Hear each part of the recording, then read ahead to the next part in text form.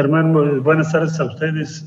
Muchas gracias por la invitación a todas y a todos. Gracias por esta oportunidad de conversar y de compartir puntos de vista. Bueno, yo sería muy, si ustedes quieren, muy sintético sobre lo que ha sido la experiencia de Juntos por la Salud y cómo la vería. Entonces, México entró en una situación muy delicada con la pandemia, como es obvio, como muchos países, y una de las primeras expresiones de ese problema es que carecíamos de los suficientes equipos de ventilación y por otro lado había que conseguirlos al mismo tiempo que muchos países. Casi todos los países del mundo teníamos déficit al mismo tiempo, incluyendo los principales productores. Pero lo mismo pasó con los insumos para protección de los trabajadores de la salud. Algunos países tomaron la decisión de no permitir la exportación desde sus países, otros no. Las cadenas de valor se pusieron en entredicho.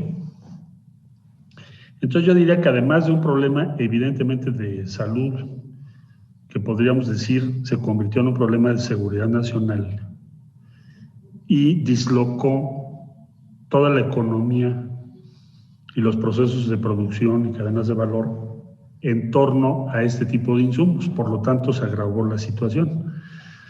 Entonces, la primera dimensión de cooperación con lo que ha sido ya una muy amplia iniciativa que hemos denominado entre todos Juntos por la Salud, la primera dimensión fue reducir el impacto de esta circunstancia,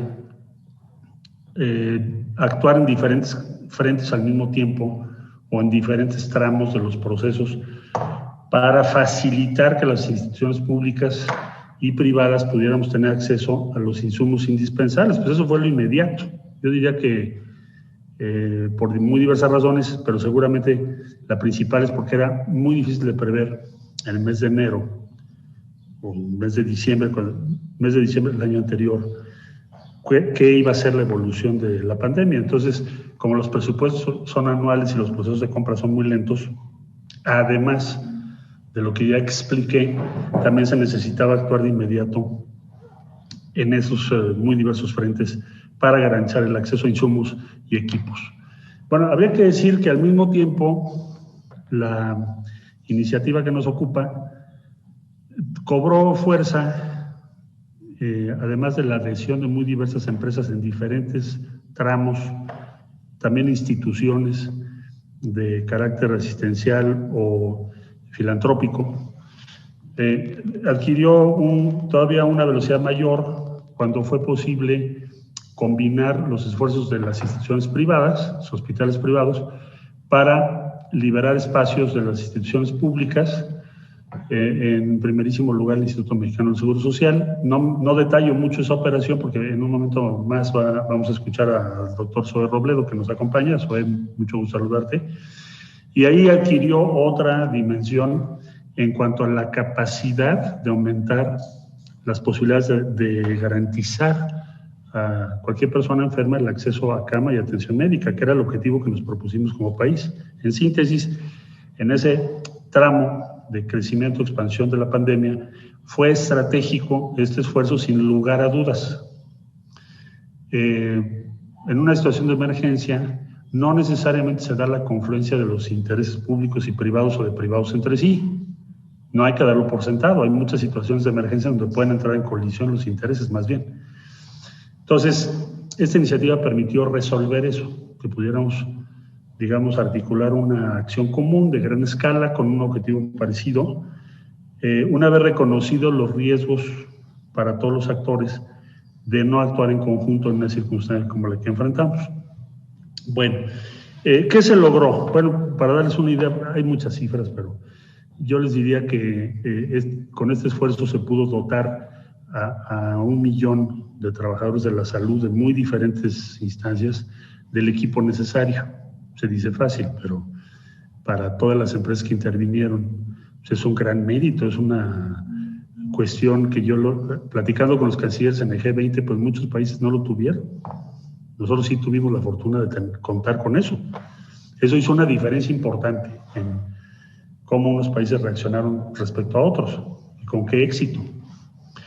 Se consiguieron más de 3,000 ventiladores en una circunstancia en donde nuestro punto de partida eran no más de 4,500, si no mal recuerdo, disponibles en el país.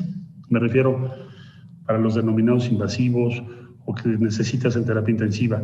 Entonces, que esta iniciativa haya rebasado casi el número de inicio de los ventiladores, pues nos da una idea de la importancia que tuvo y que tiene en términos estratégicos. Y luego lo que es el diseño de la estrategia de México para acceder tempranamente a las vacunas y a otros medicamentos, digamos a tratamientos y vacunas, con múltiples expresiones, que fue acercarse a hacer los estudios de mercado adecuados, cruzar la información de inteligencia de instituciones públicas y de instituciones privadas, lo cual requiere una base de confianza muy importante. Creo que a estas alturas está clarísimo que fue exitoso y ha sido no solo exitoso, sino muy transparente y que, bueno, dio resultados muy positivos. Decía yo, la confluencia de intereses públicos y privados en función de un objetivo común. Entonces nos permitió que México pudiera entrar y tuviera éxito en cuanto a la diversificación de las vacunas a las que tenemos acceso.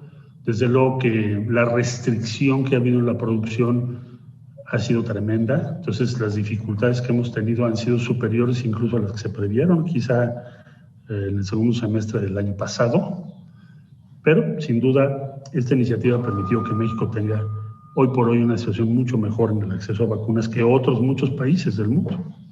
Entonces, por todas esas razones creo que es una gran experiencia que si pudiéramos mantener en situaciones no necesariamente de emergencia,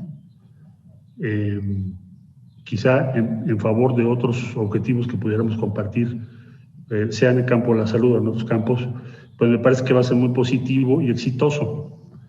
Y es lo más valioso, me parece a mí, en lo inmediato, todas las personas que se les pudo salvar la vida literalmente, merced a esta iniciativa. Y en lo inmediato, que este método y esta forma de trabajar puede ser una solución para muchos problemas o algunos de los problemas más serios que tiene el país. Bueno, ese sería mi comentario. Doctor Fajardo, muchas gracias.